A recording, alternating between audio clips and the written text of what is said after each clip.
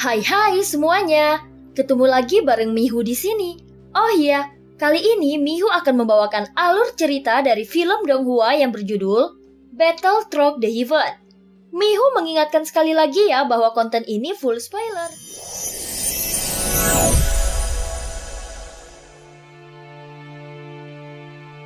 Melanjutkan dari kisah sebelumnya.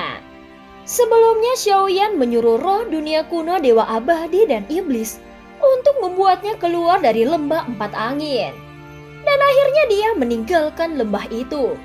Namun secara diam-diam, dia juga telah diikuti oleh Yuyan. Sementara itu Zonggu dan yang lainnya terus diintimidasi oleh Jinchang Daozi. Sehingga Zonggu dan yang lainnya keluar dari gua tempat tinggalnya. Hal ini dilakukan Jinchang Daozi untuk memaksa Zonggu menerima tantangannya bertarung di aula budak dewa Asura. Dia berani melakukannya karena mendapatkan informasi bahwa Xiaoyan tidak ikut kembali bersama mereka. Tentu saja aku yakin Jinchang Daozi memiliki kekuatan dan kepercayaan diri untuk mencapai titik ini. Bagaimanapun kau memiliki pendukung di belakangmu.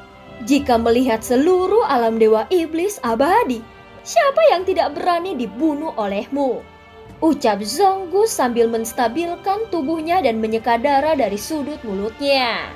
Sekarang Zonggu telah mendapatkan reputasi tertentu setelah menjadi terkenal di alam dewa iblis abadi. Apalagi kata-kata yang diucapkannya sama saja dengan mengatakan bahwa Jinchang Daozi sedang merajalela dan tidak menaati hukum. Sehingga menimbulkan kemarahan publik. Seperti yang diduga Zonggu, saat ini ada banyak diskusi di sekitarnya. Jelas sekali kezaliman Jinchang Daozi sangat merajalela yang membuat banyak orang tidak puas dengannya. Dasar bajingan yang tidak tahu malu. Kuharap kekuatanmu sekuat mulutmu. Ekspresi wajah Jinchang Daozi sedikit berubah. Dan terlihat jelas bahwa kata-kata tajam Zonggu Daozi telah mengubah mentalitasnya. Sehingga Jinchang Daozi mengepalkan tinjunya saat ini. Dan untuk sementara tidak menyerang Zonggu Daozi. Apa yang sedang kau lakukan Jinchang Daozi? Tindakanmu sebelumnya sangat mendominasi. Melihat keraguan-raguan di wajah Jinchang Daozi, Zonggu mulai memprovokasinya lagi. Pada saat ini Zonggu dengan sengaja menambahkan bahan bakar di dalam api yang sedang menyala.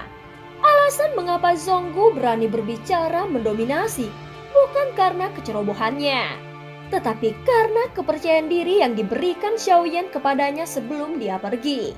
Walaupun ada seorang raja yang duduk di belakang Jinchang Daozi, namun sebelum pergi, Xiaoyan sudah memperingatkan Yuyan untuk menjaga mereka. Jadi kepercayaan Zonggu yang sebenarnya datang dari Xiaoyan. Hanya saja Zonggu tidak yakin apakah Yuyan akan memperhatikannya. Namun hubungan antara Xiaoyan dan Yuyan yang dilihat Zonggu di dalam gerbang kuno sangat luar biasa. Sehingga Zonggu menyimpulkan bahwa Yuyan pasti akan membantunya. Tentu saja dia tidak tahu bahwa Yuyan sekarang sedang disibukkan oleh aktivitasnya. Yang terus mengikuti Xiaoyan seperti anak itik yang selalu mengikuti induknya. Saat ini tinju Jinchang Daozi mengepal erat dan amarahnya semakin melonjak. Dia segera menendang perut Zonggu Daozi yang menyebabkannya terlempar ke belakang dan muntah darah. Tetapi serangan ini tidak bisa menimbulkan kerusakan serius pada Zonggu. Bagaimanapun dia telah mencapai ranah keabadian kaisar. Hanya sebatas inikah kekuatan Jinchang Daozi? Kau tidak akan cukup untuk membunuhku. Ucap suara Zonggu keluar lagi dan dia perlahan berjalan ke arah Jinchang. Tuan Jinchang Daozi, kau seharusnya membunuhku sekarang. Jika suatu hari nanti aku akan lebih kuat darimu, maka ketika hari itu tiba, aku tidak akan menunjukkan belas kasihan kepadamu. Ucap Zonggu mendekatkan wajahnya ke Jinchang dan berbisik di telinganya. Kalimat ini jelas benar-benar membuat Jinchang Daozi sangat marah. Terlihat dia langsung mengulurkan tangannya ke depan, meraih kepala Zonggu Daozi kemudian membantingnya ke tanah. Sehingga seluruh tubuh Zonggu roboh ke tanah. Kemudian Jinchang Daozi mengangkat kakinya dan terus menendang ke arah Zonggu. Saat ini sosok Zonggu terlihat dalam keadaan yang memalukan dan seteguk darah keluar dari mulutnya. Namun dia tetap menatap Jinchang Daozi dengan tatapan yang tajam, yang membuat niat membunuh Jinchang Daozi meningkat semakin kuat. Hah, kau baru saja mencapai langkah ketiga keabadian Kaisar. Mengapa kau begitu berani melawanku? Ucap Jinchang Daozi segera memutar tombak di tangannya. Dan tubuhnya seperti ujung panah yang melesat keluar dan tiba-tiba menusuk ke dada Zonggu lalu menekannya. Seketika sosok Zonggu menabrak ke dinding gua, yang menyebabkan terjadinya ledakan. Sosok Zonggu terlihat terpaku di dinding gunung dengan tombak, dan rambutnya terlihat acak-acakan, serta tubuhnya berlumuran darah. Apakah dia masih hidup atau tidak? Jika terus begini, Jinchang Daozi bisa membunuhnya kapanpun dia mau. Ucap terdengar suara-suara dari sekitarnya. Namun pada titik ini, mata Zonggu masih terlihat tegas dan dia tidak menunjukkan tanda-tanda membungkuk atau menyerah. Hal ini membuat Jinchang Daozi merasa sangat murka. Apalagi tatapan yang tak terhitung jumlahnya di sekelilingnya terus menatapnya. Karena kau tidak peduli dengan hidupmu sendiri, aku akan memulai dengan mereka. Ucap Jinchang Daozi diam-diam melihat kembali ke arah Jin Dongming, Long Biao, dan Yongdong. Dia mungkin akan dihukum karena membunuh Zonggu Daozi. Tetapi tidak akan menjadi masalah jika dia membunuh beberapa budak dewa. Saat ini terlihat 7 atau 8 sosok berdiri dan kemudian memandang mereka bertiga dengan mata penuh semangat. Segera Jin Dongming memancarkan aura yang kuat. Meskipun Long Biao ketakutan di dalam hatinya, namun dia tidak menunjukkannya di permukaan. Hayolah, aku ingin melihat siapa yang takut pada siapa. Ucap Long Biao sambil memasang postur bahwa dia siap bertarung kapan saja dan tampak seperti siap mati. Bagaimanapun kekuatannya juga cukup kuat, dan dia bahkan belum pernah menunjukkan kekuatan aslinya sejauh ini. Mereka yang bisa bersembunyi tidak akan pernah berkata apa-apa. Dan mereka yang bisa berlari tidak akan pernah memaksa diri untuk datang. Secara keseluruhan kecuali benar-benar diperlukan, dia tidak akan pernah mengambil tindakan dengan mudah. Tangkap dia duluan. Ucap suara Jinchang Daozi terdengar nyaring.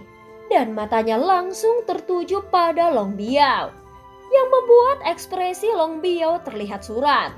Hei! Kau dan aku sama-sama budak dewa. Mengapa kita harus saling bertarung dan membunuh? Ini pasti ada kesalahpahaman. Namun sebelum melakukannya, kau harus bertanya kepada orang di sebelahku. Apakah mereka bersedia? Bagaimanapun kekuatan mereka bukanlah sesuatu yang bisa kalian atasi. Saat Long Biao mengatakan ini, dia segera berbalik kemudian melihat Jin Dongming dan Yongdong. Namun keduanya sudah mundur beberapa langkah dan meninggalkannya berdiri di depan sendirian. Sebelum Long Biao dapat berbicara lagi, 7 atau 8 sosok telah mengelilinginya dan mulai menyerangnya. Menghadapi pengepungan 7 atau 8 orang, Long Biao mengusir mereka dengan keras. Dia segera memegang pedang panjang dan wajahnya dipenuhi dengan amarah. Ini adalah pedang periku yang kudapatkan dari Jinchang Daozi sebelumnya. Dan ini juga merupakan senjata yang mematikan. Pada saat ini 7 atau 8 orang lainnya segera mengeluarkan senjatanya yang merupakan pedang peri beku juga di tangan mereka. Sehingga membuat Long Biao tercengang melihatnya. Jika kalian bertindak dan menyerang bersama, maka kita mungkin masih memiliki peluang untuk menang. Melihat pemandangan ini, dia juga langsung berkata dan segera memandang Jin Dongming dan Yongdong. Jika mereka tidak mengorbankan darah, maka tidak akan bisa mengetahui hasil akhirnya. Dengan kekuatan klan Yuan Shen Yongdong, seharusnya mereka dapat menyelesaikan masalah ini. Tetapi sekarang kekuatannya telah menurun dan hanya memiliki segel bintang 4 yang redup di alisnya. Sehingga membuat Yongdong seperti kehilangan kepercayaan dirinya. Adapun kekuatan Jin Dongming tidak sebaik Long Biao. Jadi sangat sulit untuk menantang budak dewa Jinchang Daozi. Bagaimanapun, kekuatan mereka secara keseluruhan lebih lemah daripada budak dewa Jinchang Daozi. Budak dewa elit ini dilengkapi dengan senjata berkualitas tinggi. Dan kekuatan tempur mereka seharusnya sudah dipersiapkan dengan baik oleh Jinchang Daozi. Saat berikutnya, energi pedang peri itu langsung menuju ke Long Biao. Saat melihat ada yang tidak beres, Long Biao segera menghindar dengan kecepatan tinggi. Tentu saja Jin Dongming dan Yongdong tidak berdiam diri saja. Mereka sama sekali tidak mempunyai kekuatan yang kuat. Dan saat ini, mereka seperti kumpulan belalang di pohon anggur. Jika mereka tidak mengambil tindakan, maka mereka akan berakhir juga dan mengalami hal yang sama. Ketiganya mulai melakukan serangan balik, dan tidak butuh waktu yang lama, kesenjangan di antara dua kelompok kekuatan ini akhirnya terungkap. Saat ini mereka bertiga berada dalam kondisi yang sedikit memalukan dan mendapatkan banyak luka. Hanya Long Biao yang benar-benar kuat dan bisa membuat lawannya merasa tidak nyaman. Mereka bertiga tidak bisa menyelesaikannya, jadi tidak ada gunanya menahanmu lebih lama di sini. Ketika Jinchang Daozi melihat pemandangan ini, dia langsung marah besar. Budak dewanya dilengkapi dengan senjata terbaik, dan dia juga memiliki keyakinan mutlak untuk menang. Di antara pengikut Daozi di alam dewa iblis abadi, kekuatan budak dewanya bukan saja sebagai yang teratas tetapi yang paling kuat. Tanpa diduga ketiganya terlalu lemah. Setelah Jinchang Daozi mencibir, mata 7 atau 8 orang budak dewanya langsung bersinar.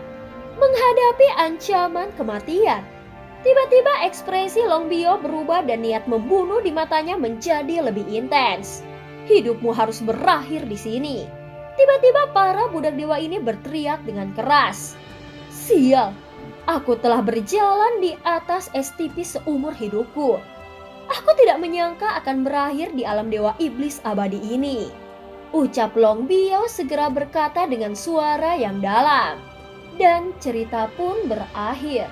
Terima kasih udah dengerin Mihu dari awal sampai akhir ya. Jangan lupa untuk like dan subscribe. Sampai jumpa.